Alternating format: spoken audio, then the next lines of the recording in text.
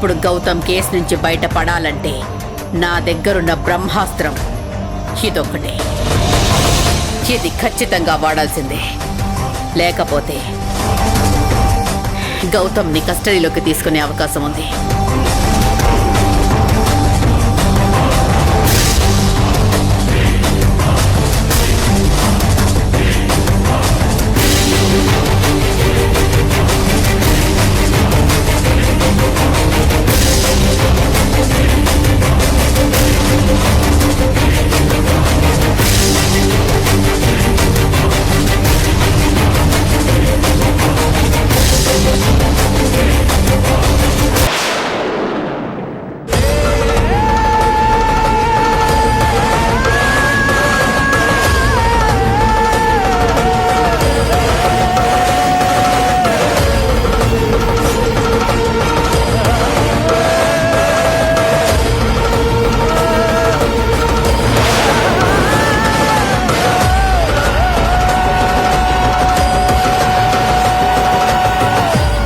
ఏంటి పిన్ని, ఏంటి పిచ్చి పని?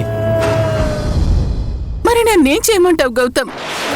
నేను చేసిన తప్పుకి నాకు చావు తప్ప మరో దారి కనిపించడం లేదు. పిన్ని, ఎందుకు ఇలా మాట్లాడుతున్నావు? అసలు నువ్వేం చేస్తున్నావో నీకేనా అర్థం అవుతుందా? అర్థం అవుతుంది. ఆలోచించాను, 1కి 10 సార్లు ఆలోచించాను.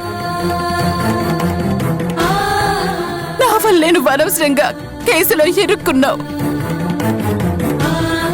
అందులోంచి నువ్వు బయటికి రావాలంటే నేను రావణ్తో మాట్లాడిన కాల్ డేటా మొత్తం కోర్టులో ప్రొడ్యూస్ చేయాలంటుంది మృణాలిని.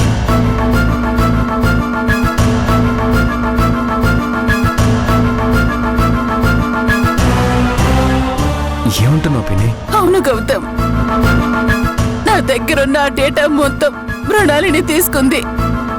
రేపు కోర్టులో వాటిని సబ్మిట్ చేస్తానంటుంది.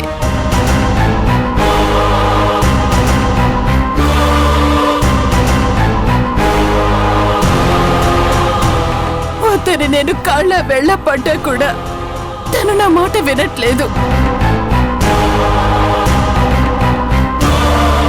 చివరికి మీ అమ్మ కూడా అలా చెయ్యొద్దని చెప్పినా కూడా మృణాలిని అసలు తగ్గట్లేదు.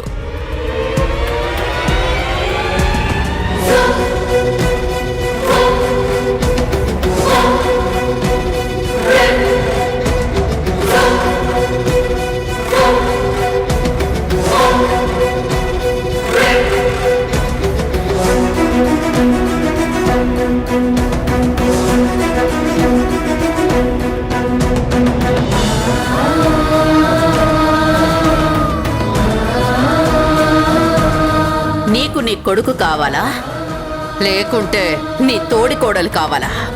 నన్ను ఎవరిని రక్షించమంటావు? కోర్టులో అవి ప్రొడ్యూస్ చేస్తే నా పరువు పోతుంది. మావయ్య గారు అందరూ నన్ను ఒక చీడ పురుగులా చూస్తారు. నేను చేసిన తప్పుకి మీ బాబాయ్ అందరి ముందు తలదించుకోవాల్సి వస్తుంది. పుట్టింట్లో కూడా నా పరువు పోతుంది. పరువు పోయాక బ్రతకడం కన్నా చనిపోవడమే మేలనిపిస్తుంది. ఏంటి పిన్ని నువ్వు ఇప్పుడు కూడా తప్పుడు నిర్ణయం తీసుకున్నావు? నువ్వు రావటం ఒక్క క్షణం లేట్ అయితే పరిస్థితి ఏంటి? చచ్చిపోయేదాన్ని.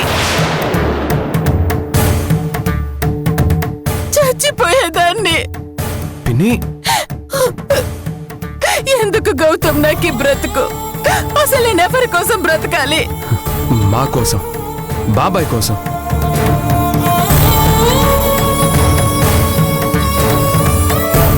బాబాయ్ చాలా మంచోడు పిన్ని, నీ గురించి చాలా బాధపడుతున్నాడు. అందుకే ఇకపై నా వల్ల ఎవరు బాధపడకూడదని ఈ నిర్ణయం తీసుకున్నాను.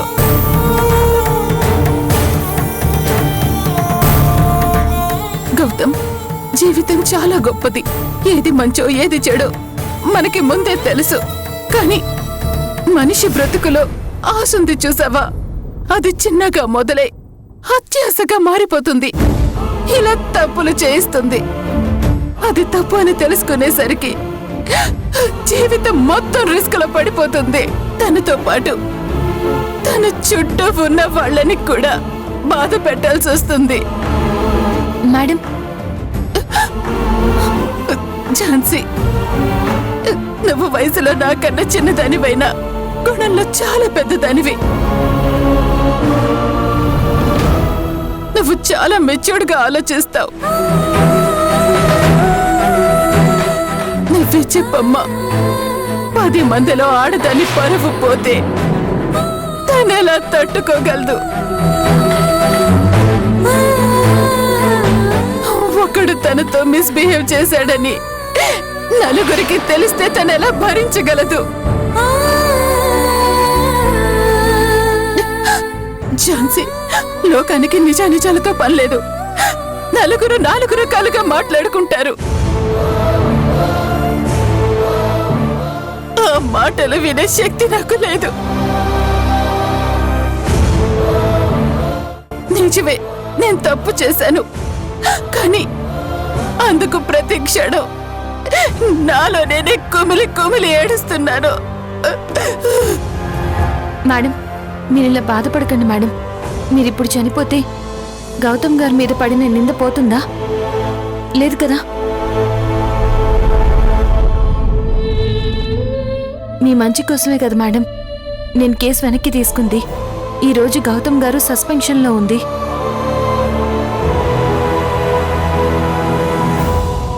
మేము మిమ్మల్ని కాపాడడానికి ఇంత చేస్తుంటే మీరేంటి మేడం ఇలాంటి డెసిషన్ తీసుకుంటున్నారు?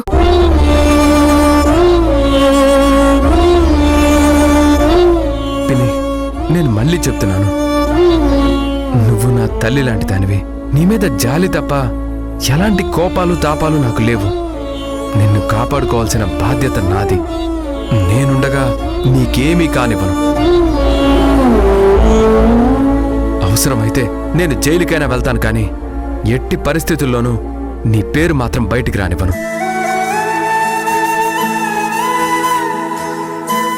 దయచేసి నువ్వు మాత్రం ఇలాంటి ప్రయత్నాలు చేయకు ప్లీజ్ పిన్ని.